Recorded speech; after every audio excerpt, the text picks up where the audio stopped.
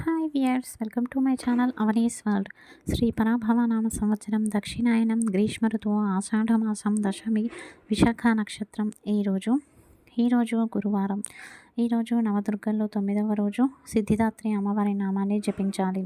మీకు ఏదైతే కావాలని సంకల్పం చేస్తారో అది ఖచ్చితంగా సిద్ధిస్తుంది. విద్య అయినా సరే, వ్యాపారమైనా సరే, జ్ఞానమైనా సరే.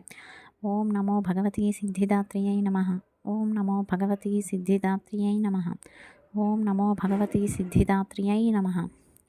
ఇక ఈరోజు మన సంప్రదాయంలో భాగంగా చాలామంది తీర్థయాత్రలకు వెళ్ళాలనుకుంటారు. అయితే తీర్థయాత్రలకు వెళ్ళాలంటే వివాహం తర్వాతనే వెళ్ళాలి, వివాహం కాని వారు వెళ్ళకూడదు అని చెప్పేసి చాలామంది అనుకుంటూ ఉంటారు. అలా ఏమీ లేదు. యాత్రలకు వెళ్ళాలంటే వివాహం కావాలి, వివాహం కాకూడదని ఏమీ లేదు. పూర్వంలో అయితే వ్యవసాయం పైనే ఆధారపడి జీవించేవారు. డబ్బులు చాలా తక్కువగా ఉండేది. కాబట్టి కుటుంబం అంతా యాత్రలకు వెళితే వ్యవసాయం ఎవరు చూసుకుంటారు అని చెప్పేసి ఆలోచిస్తూ ఉండేవారు. కావున పూర్వంలో పెద్దవాళ్ళు యువకులు వయసుకు వచ్చాక వివాహ బాధ్యతలను అప్పగించిన తర్వాత వాళ్ళకి ఇల్లు, వ్యవసాయం అంతా అప్పచెప్పి వాళ్ళు తీర్థయాత్రలకు వెళ్తూ ఉండేవారు. వెళ్ళి వచ్చిన తర్వాత ఆ ఊర్లో అన్నదానాలు చేసేవారు. ఈ తీర్థయాత్రలకు వెళ్ళలేని వారు వారిని దర్శించుకుంటే తీర్థయాత్రలు చేసినంత పుణ్యఫలం వచ్చినంతగా భావిస్తూ ఉండేవారు. ఈ కాలంలో యాత్రలకు వెళ్ళి సెల్ఫీలు దిగి దాన్ని సోషల్ మీడియాలో అప్లోడ్ చేసి వ్యూస్, లైక్స్ వస్తున్నాయా లేదా అని చూసుకుంటున్నారు. దయచేసి అలా చేయకూడదు. భగవంతుని దృష్టి మన మీద ఒక్క క్షణం పడ్డా చాలు, మన జీవితం మారిపోతుంది. దైవానుగ్రహం మన మీద ఉండాలని అనుకుంటూ యాత్రలకు వెళ్ళండి. యాత్రలకు వెళ్తే కర్మ తొలగిపోతుంది, ప్రాయశ్చిత్తం జరుగుతుంది.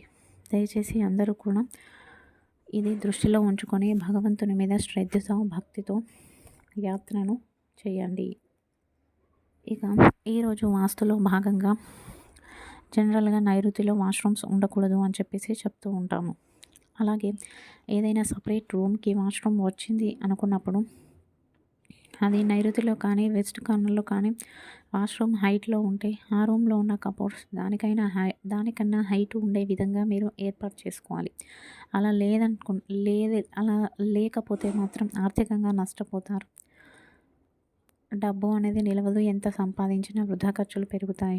అంతా బాగుంది అయినా కూడా మా ఇంట్లో డబ్బు నిలబడట్లేదు అంటే కుబేర స్థానంలో దోషం ఉంది అని అర్థం. దాన్ని సరి చేసుకోండి. ఇక రేపు ఉదయం పూజ. చాలామంది ఆషాఢ లక్ష్మీ వ్రతాన్ని ఆచరిస్తూ ఉంటారు. రేపు ఉదయాన్నే మహాలక్ష్మి ముందు నేతితో దీపం వెలిగించి ఎర్ర తామర పూలను సమర్పించి తామర వత్తులతో అమ్మవారికి దీపారాధన చేయండి. అలాగే పొంగల్ని నైవేద్యంగా సమర్పించి కనకధార స్తోత్రాన్ని పారాయణ చేసినట్లయితే ఆ ఇంట్లో స్థిరలక్ష్మి నెలకొంటుంది. ఇక ఈరోజు సాయంత్రం పూజ.